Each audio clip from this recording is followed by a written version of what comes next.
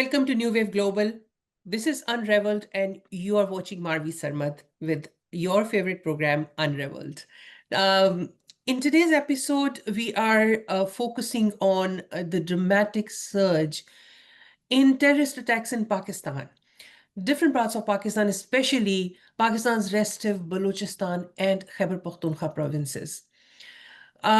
We have with us a very special guest and expert in security issues, the founder and head of Pakistan Institute for Peace Studies, Muhammad Amir Rana, a longtime friend and a truly professional expert in these matters. He has written books on militant organizations, extremist and terrorist organizations in Pakistan, and has been analyzing and has, watching the terrorist militant activity in Pakistan and in the region for a long time now.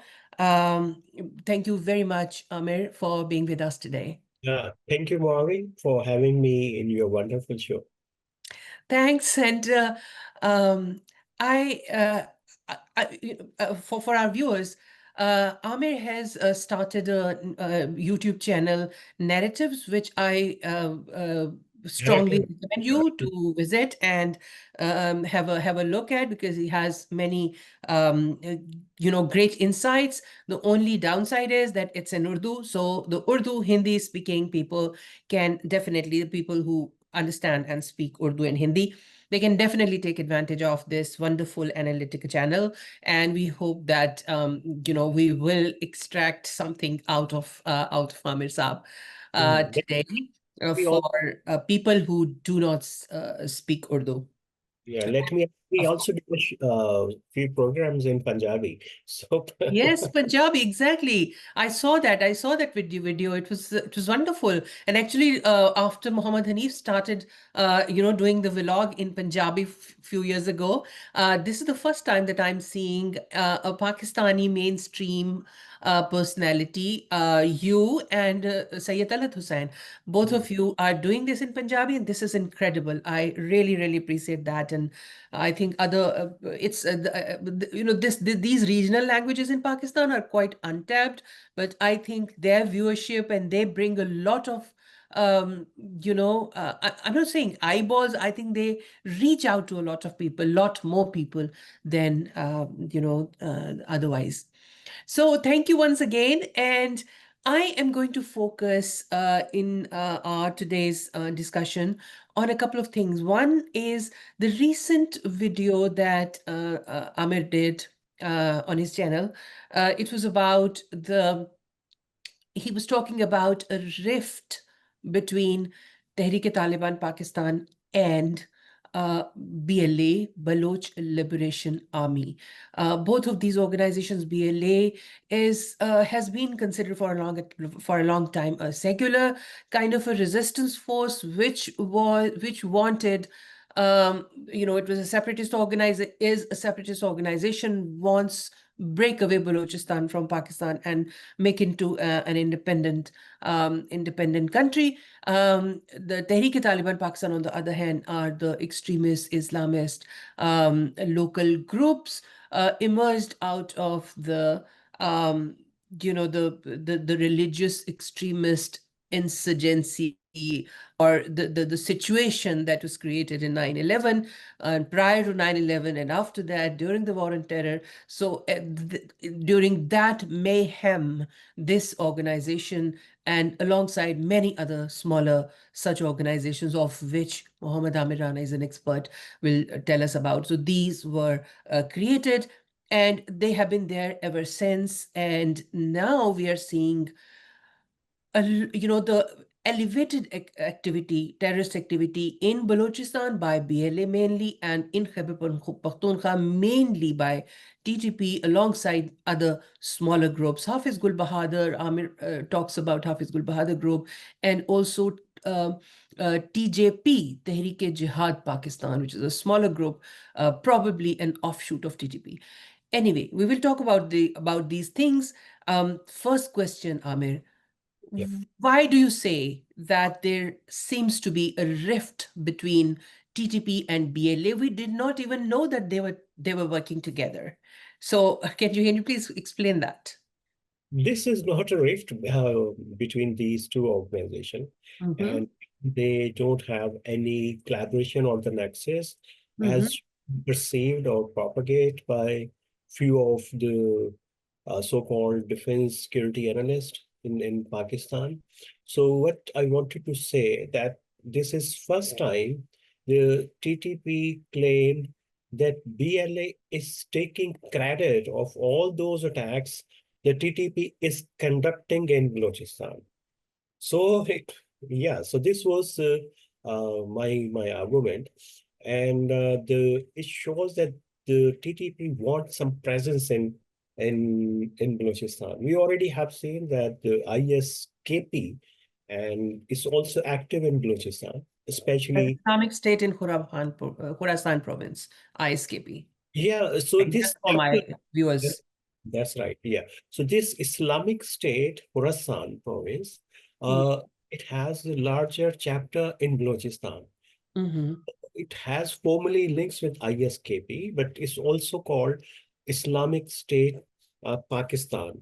So why we need to understand the dynamics that is it has recently challenged BLA that this is not as uh, uh, the movement for independence or the legitimate movement because it's believe in nationalism and they are attacking and killing our fighters.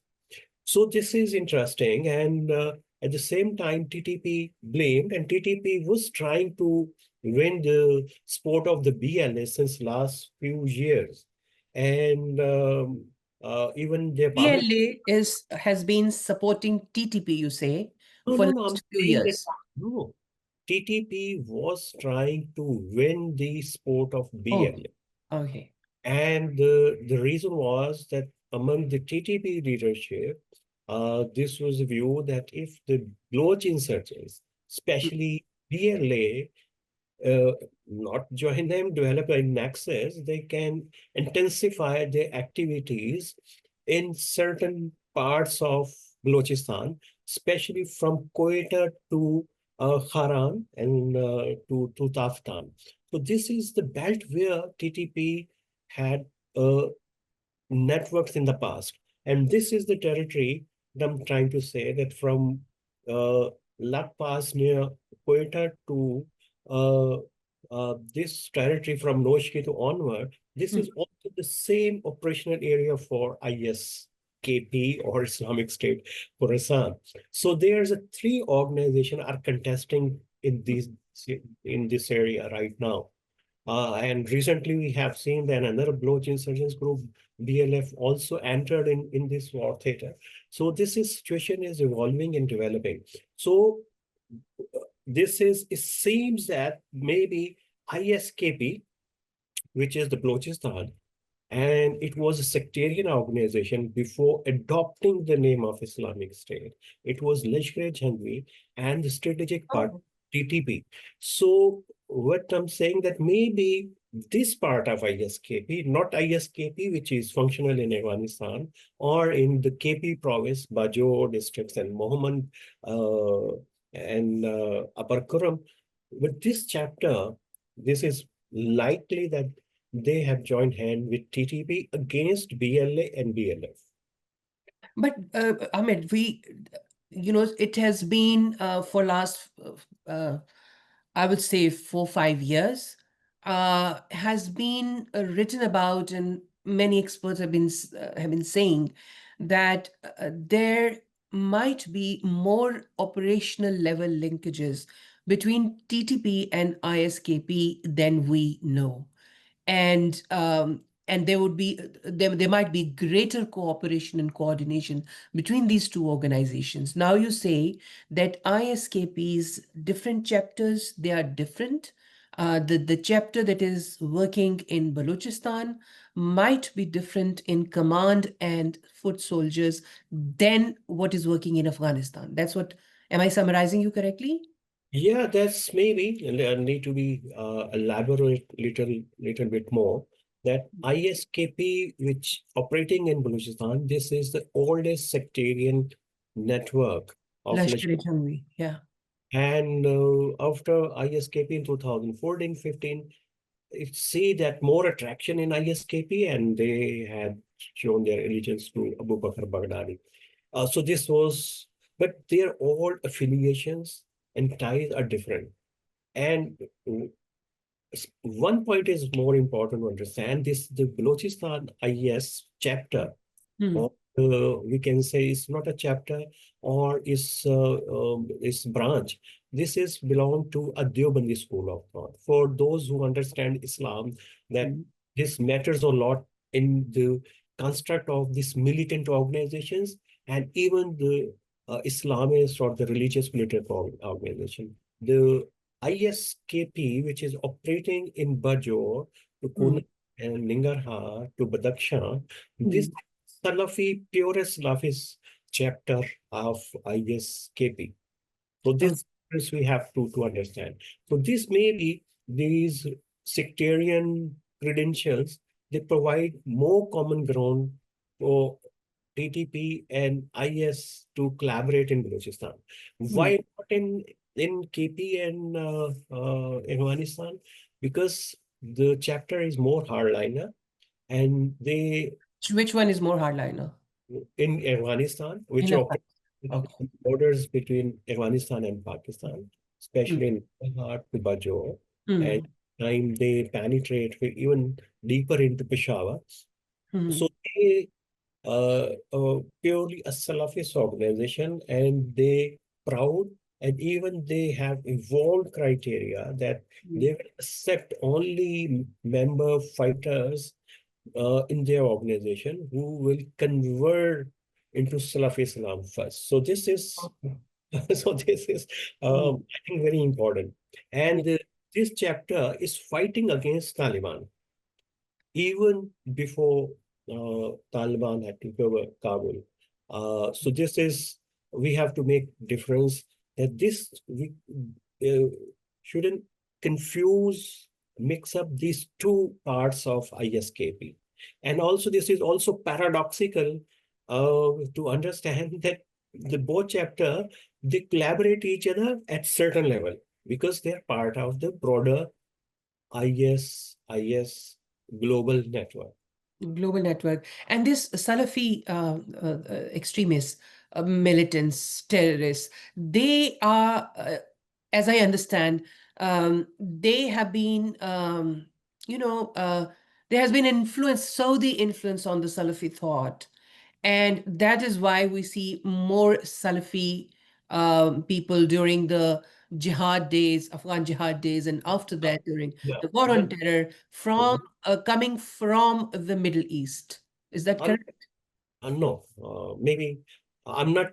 I don't know exactly who your show audience are, but if they belong to the South Asian subcontinent, they Mhm. may be familiar that what kind of the Islamist movements were operating during the British colonial period. And even before that, Sayyid Ahmad Shahid movement. So these elements, the Salafist, basically Sayyid Ahmad Shahid had introduced the Salafi Islam in this area Okay. when he was fighting against the regime side. Mhm. And this was, and they had spread their influence in this whole region from Pakistan to Kunar, Peshawar, and even some areas in Nangarhar.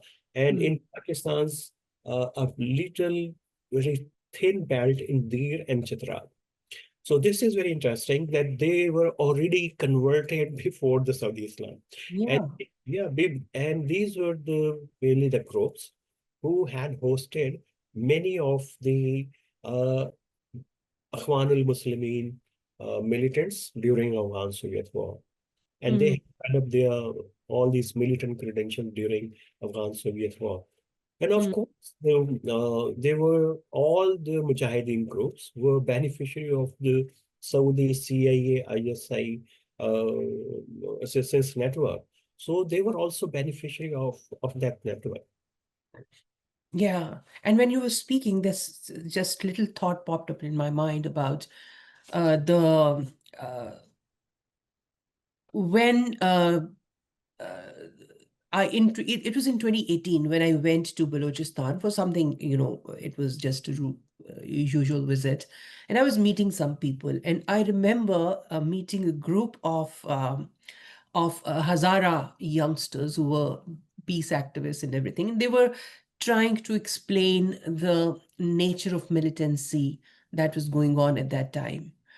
And they were of the view at that time in 2018 that they noticed that there are increasing ties, growing operational level cooperation that they could sense at that time between BLA and Lashkar-e-Jhangvi.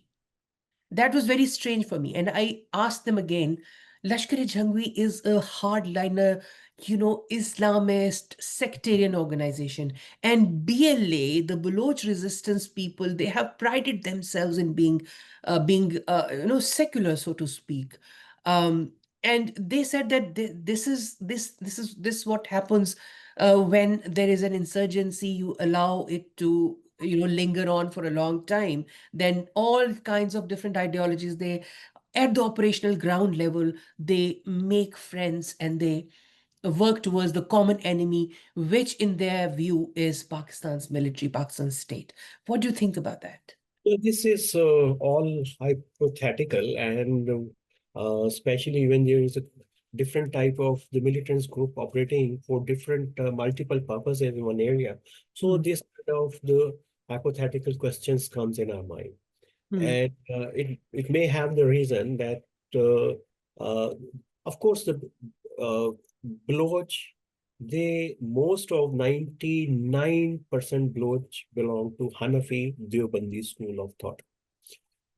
And the IS we are talking about, the TTP few small network, they are Hmm. also Baloch. They hasn't come from the Pashtun area. They are not from the Punjabi, Kashmiri settlers in Quetta or in other parts of the country, in the province.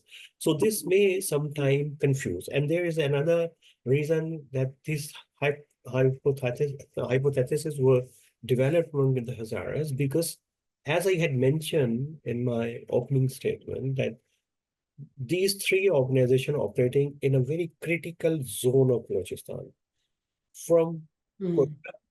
Mastoom, Kalat, Sorab, up to Panjgur, and then to Noshki and Hmm. Noshki Kaftan.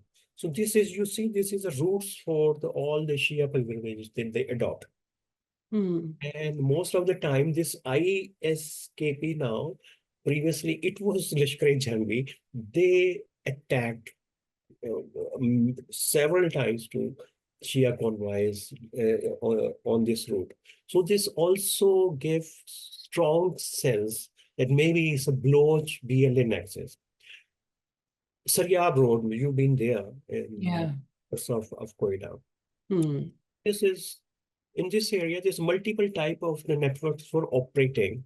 They were criminals, they were sectarian, Hmm. they were separatist, multiple type of the groups. Maybe few of them still are using this area for their hideouts.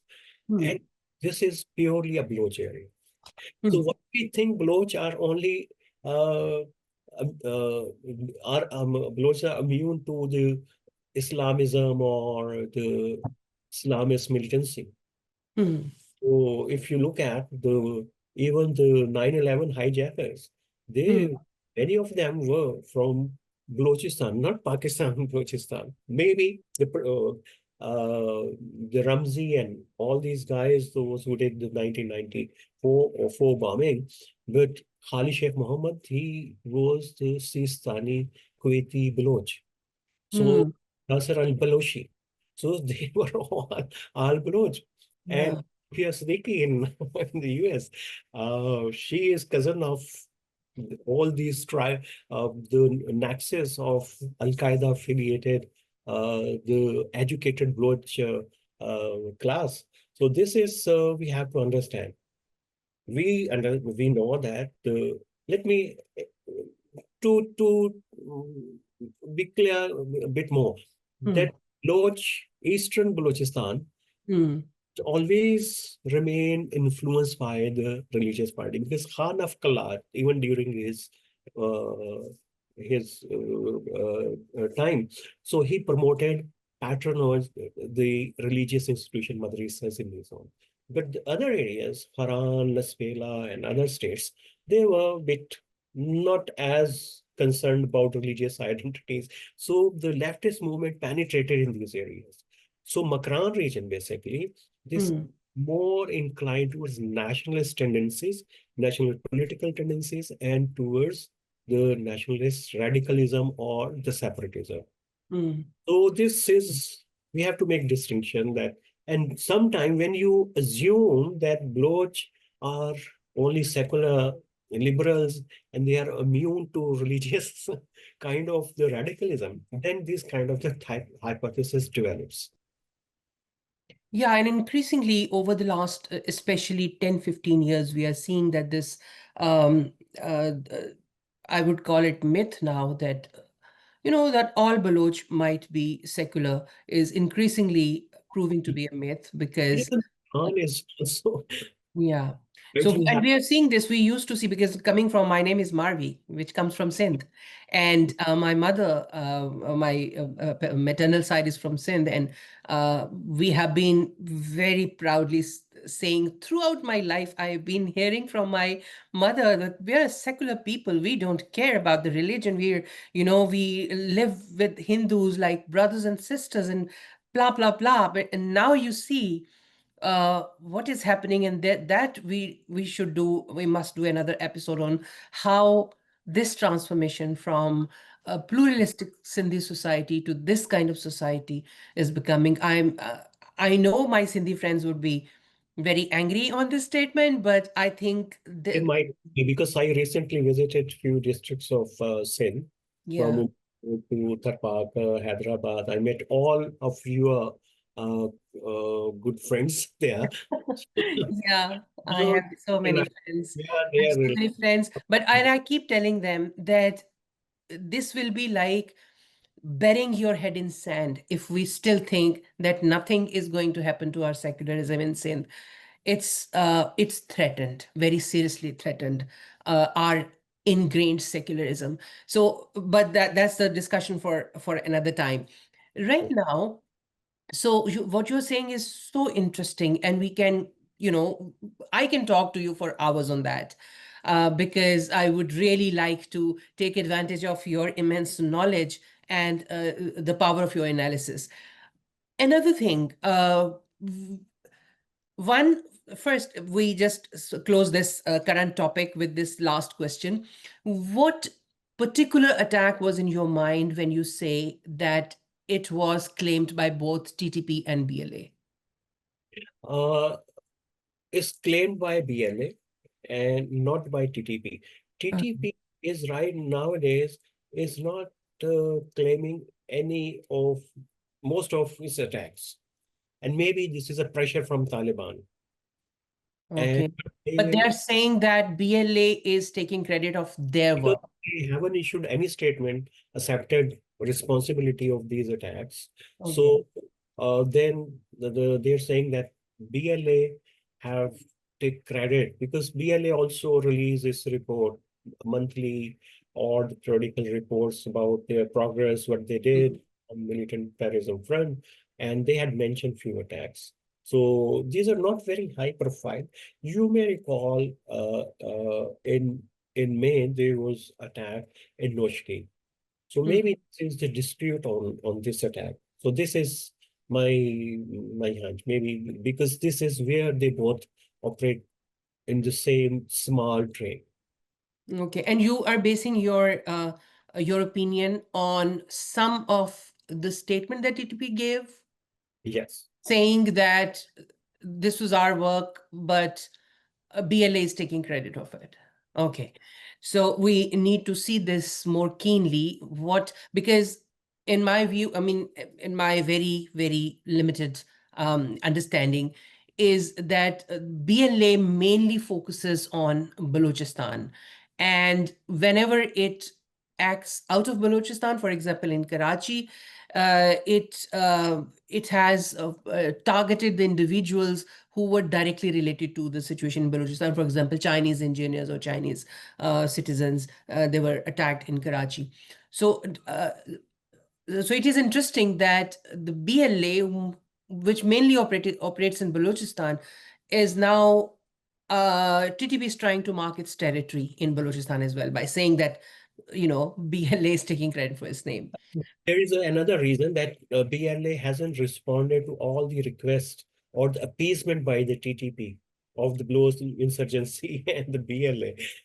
And the BLA is very clear in their strategy that they don't want to get associated with any of the religious organization, either with Taliban in Afghanistan or TTP, or either with the Jaish-ul-Adl, which operates on the borders of Iran and Pakistan. So this is after that there was a frustration at the part of TTP.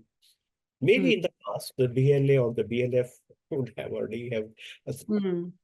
took credit of their attacks, but they hadn't mind at that time. But now is very important. About Karachi, I think this is also one thing for need to be clear that Karachi and few parts of Sindh, they have the sizable Baloch population, Mm. especially in Liari. Yeah. And there is a one organization which was part of the BRAS, which is Alliance of the Baloch Separatist Organization, was Sindhu Desh Liberation Army, is also part of. This is very interesting because they needed one strategic partner in Karachi and urban Sindh. Mm. And they uh, had facilitated few attacks for the BLA in Karachi. Okay. And do you know of any recent attacks in Sindh or anywhere which were done by the Sindhu Desh Liberation Army? They did even the last quarter. They managed, I think, four attacks.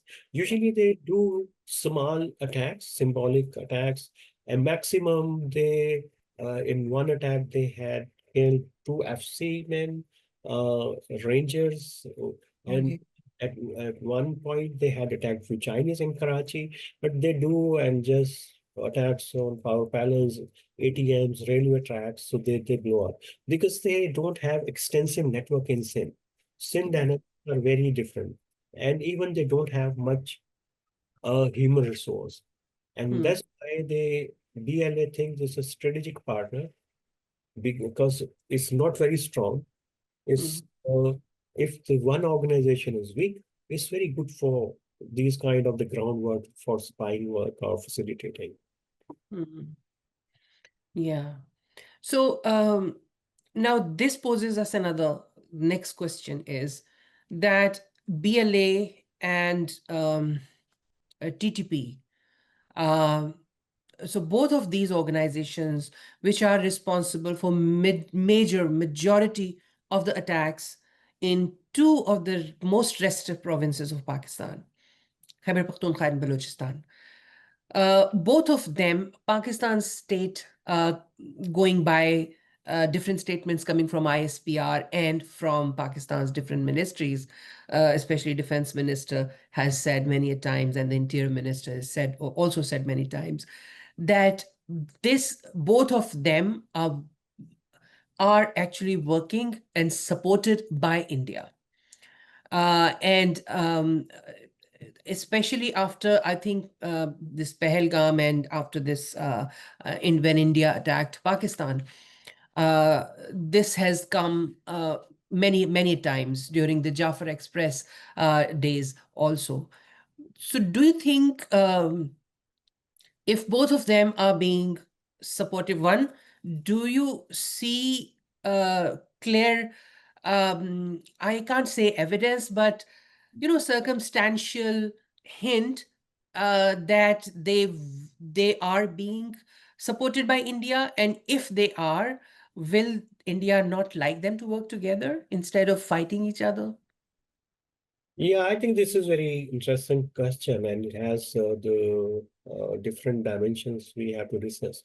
Theoretically, no insurgency can prevail for that long unless they have external support. If you look at the RAND Corporation's very famous study of the 72 insurgencies.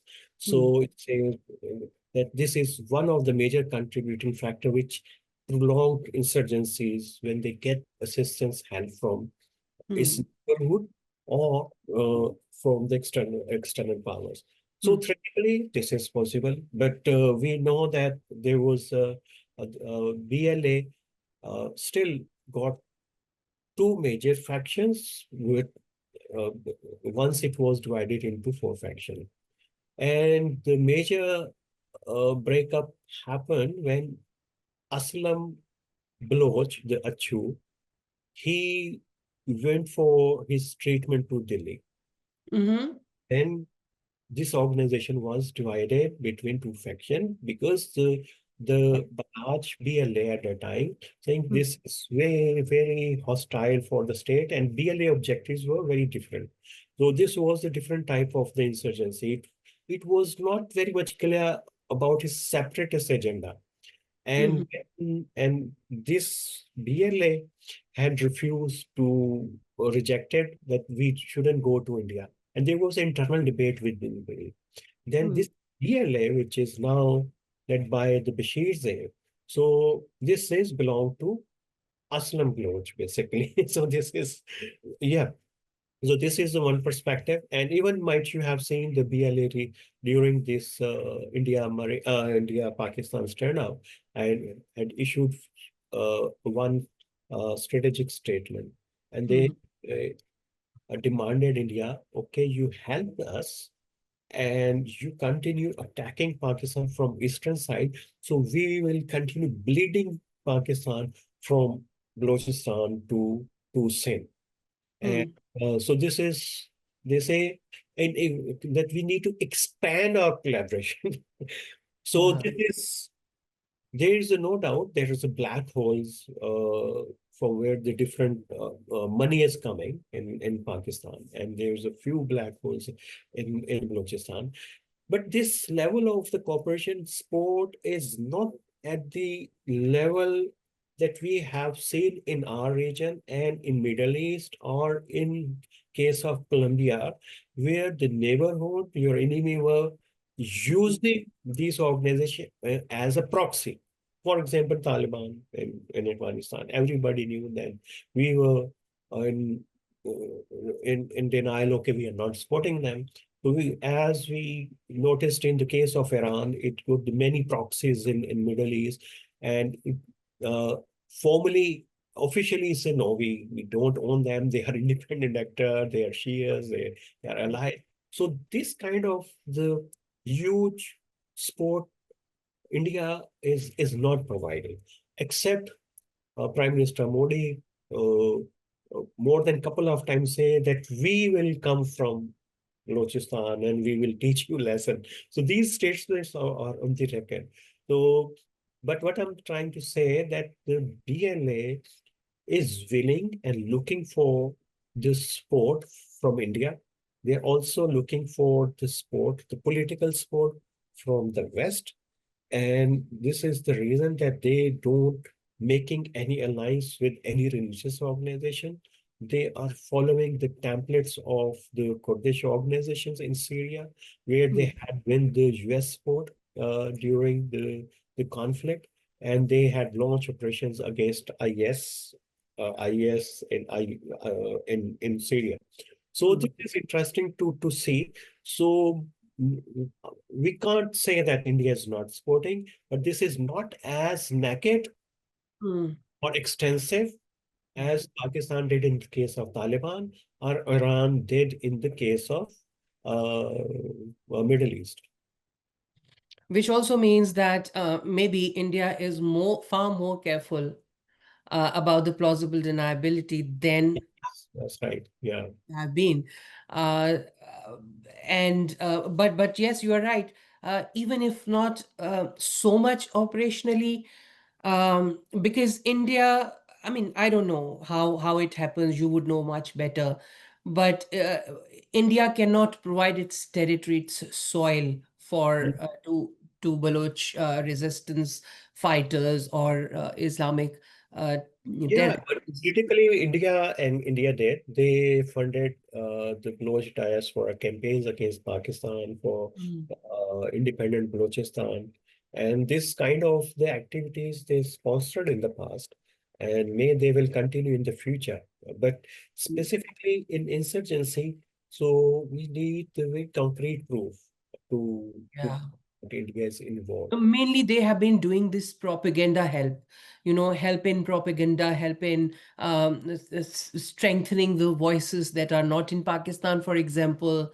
And if we look at what happened during the Jafar Express, those 3 days when Express was hijacked, and there was a fight between Pakistani security forces and the terrorists, those 3 days Indian media was full of the BLA narrative. BLA people sitting on Indian news channels and talking their side. So there is a lot of help in terms of propaganda and narrative building. On ground, how much help is there? I think Pakistan would be better served if Pakistan finds more credible evidence Yeah, to. that's right. Maybe financial possibly, but they need some ground to support this Yeah. insurgents.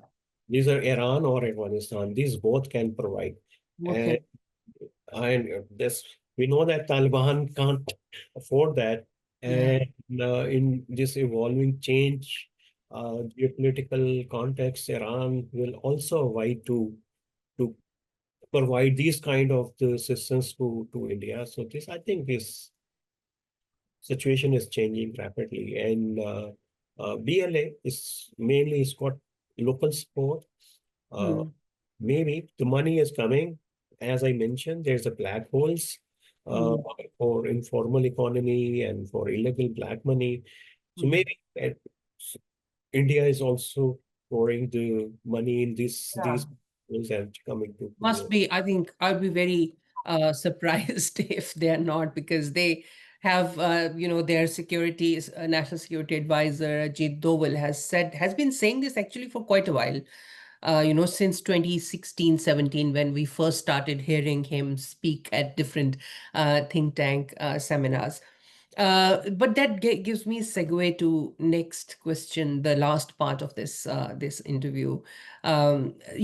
You have also been writing. I mean, I have seen one of your videos on that.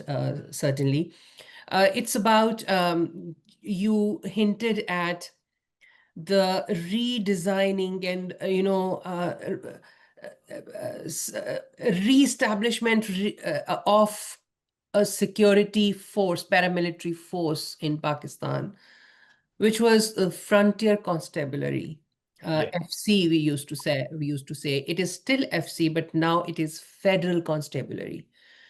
You also talked about how its mandate has been redesigned and changed. Can you please explain that, how it will help insurgency if FC with the old structure and old focus could not, why it could not help, and how the newer one will work? Yeah, I think this is very interesting because even in the mandate, we haven't seen any major shift.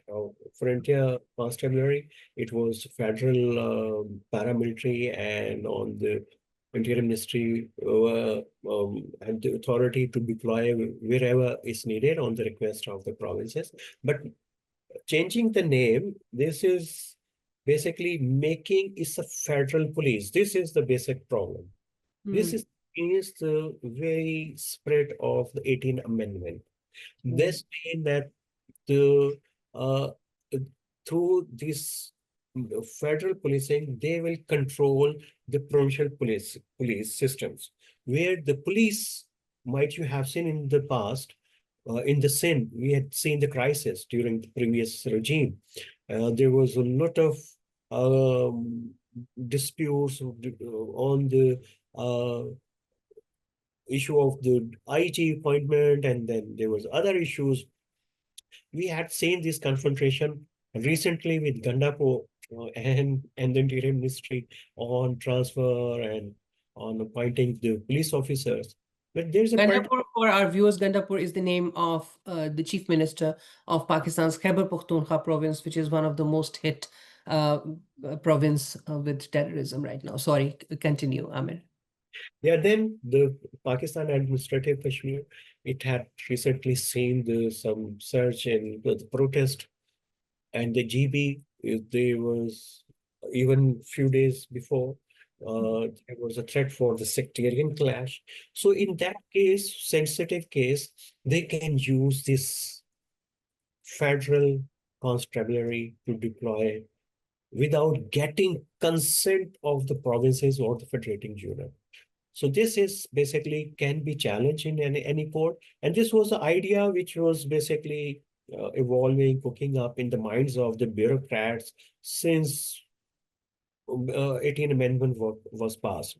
And few of our common friend in police, they were saying that we need National Counterterrorism Authority, which control all counterterrorism authority. CTD is basically counterterrorism department, is a police department mainly. So they wanted to make it a dedicated city bodies. We had NEPTA at that time. So this is very uh, confusing situation right now. And no province is taking notice of it. And when something will happen, and without their consent, when there was uh, again there was crisis between any province and the federation, we will see the consequences. Might you recall what had happened during after when the Imran Khan government was removed and he had launched protests, and who was protecting Bani Gala, his residence? Police from Azad Kashmir and GB. The Islamabad police had arrested many GB policemen at that time. So these kind of the issues can arise in the future. And this is not a brilliant idea at all. The government need to take provinces into confidence, providing them more assistance, help if they need to improve their policing, CTDs.